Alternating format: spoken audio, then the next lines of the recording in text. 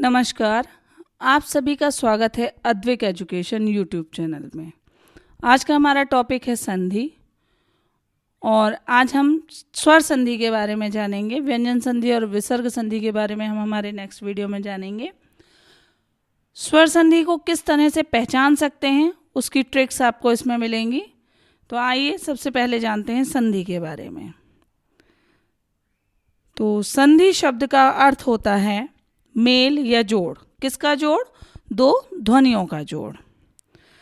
पहले शब्द के अंतिम वर्ण और दूसरे शब्द के पहले वर्ण के मेल से जो विकार या जो परिवर्तन आता है उसे संधि कहते हैं। संस्कृत और हिंदी तथा अन्य भाषाओं में परस्पर स्वरों या वर्णों के मेल से उत्पन्न विकार को संधि कहा जाता है। जैसे समधन तोष संतोष, देवधन इंद्र देवेंद्र, भानुधन उदय भानुदय आदि। संधि के भेद। ध्वनियों के आपस में जुड़ने के कारण संधि के 3 भेद होते हैं: स्वर संधि, व्यंजन संधि और विसर्ग संधि। तो इन भेदों के बारे में अभी हम पढ़ेंगे, पर इससे पहले अगर आपने हमारे चैनल को सब्सक्राइब नहीं किया है तो प्लीज़ सब्सक्राइब कर लें, बेल आइकन को दबाएं ताकि हमारे चैनल की नोटिफिकेशन सबसे पहले आप तक पहुंच सके। तो आइए अब एक एक करके संधि के भेदों के बारे में जानते हैं। तो सबसे पहले स्वर संधि। दो स्वरों के मेल से शब्द में जो विकार या परिवर्तन आता है उसे स्वर संधि कहते हैं। जैसे देव धन आलय, देवालय होता है तो यहाँ पे अ और आ का मेल हुआ है जिससे आ बना है। विद्या धन आलय, आ और आ का मेल हुआ है और बड़ा आ बना है। अब स्वर संधि के भेद। तो स्वर संधि के 5 भेद हैं: दीर्घ संधि, गुण संधि, वृद्धि संधि, यण संधि और अयादि संधि। तो आइए अब एक एक करके इन सभी भेदों के बारे में जानते हैं। तो सबसे पहले है दीर्घ संधि में जब अ, ई और उ के बाद अ, ई, उ या आ, ई और उ आते हैं तो दोनों मिलकर दीर्घ स्वर या आ, ई और उ बनाते हैं। दीर्घ संधि में कोई न कोई बड़ी मात्रा जरूर होती है। जैसा मैंने आपको पहले बताया था कि मैं इसमें आपको ट्रिक्स बताऊंगी, तो यहाँ पे बड़ी मात्रा लगी होती है। जैसे परीक्षा, परिधन ईक्षा, भानुदय, भानुधन उदय तो ये भानुदय हुआ। मुनिधन इंद्र, मुनीन्द्र, भोजन धन आलय, भोजनालय तो ये दीर्घ संधि के उदाहरण हैं जिसमें कि ह्रस्व मात्रा से दीर्घ मात्राएं हो रही हैं।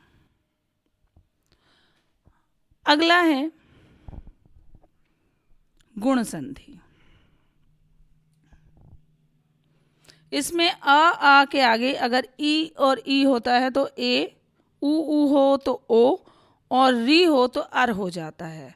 अर्थात यहाँ पे जो ध्वनियाँ आएंगी वो ए, ओ और अर की होंगी। जैसे परमेश्वर, महोदय, महेंद्र, रमेश ये सभी गुण संधि के उदाहरण हैं। अब है वृद्धि संधि।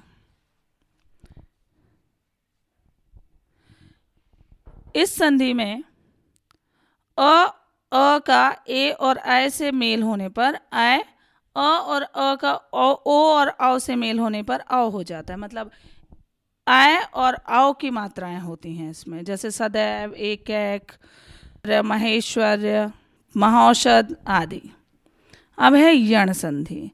इसमें य, र और व ये की ध्वनियाँ हमें सुनाई देती हैं और जिस शब्द में य, व और र के पहले यदि कोई आधा अक्षर आए तो वहाँ पर यण संधि होती है। इसका विशेष ध्यान रखेंगे कि शब्द में यदि य, र और व आते हैं तो उनके पहले आधा शब्द आता है और यही इसका जानने का तरीका है, पहचान का तरीका है कि आपको पहचानने में आ जाएगा कि य र और वो, इनके आगे अगर आधा शब्द है तो वो यण संधि का उदाहरण है। अब है अयादि संधि। अयादि संधि में ए, आई, ओ, औ, इनके अलावा अगर कोई भी स्वर होता है तो आय, आय, अब और आव हो जाता है। जैसे पौ धन अन अर्थात पवन, नौ धन एक नाविक, तो यहाँ पे ए, आय, ओ, औ की मात्रा नहीं होती। दूसरे भाग में हम आपको व्यंजन संधि और विसर्ग संधि के बारे में बताएंगे। तो इसी तरह से हमारे साथ जुड़े रहिए। बहुत बहुत धन्यवाद।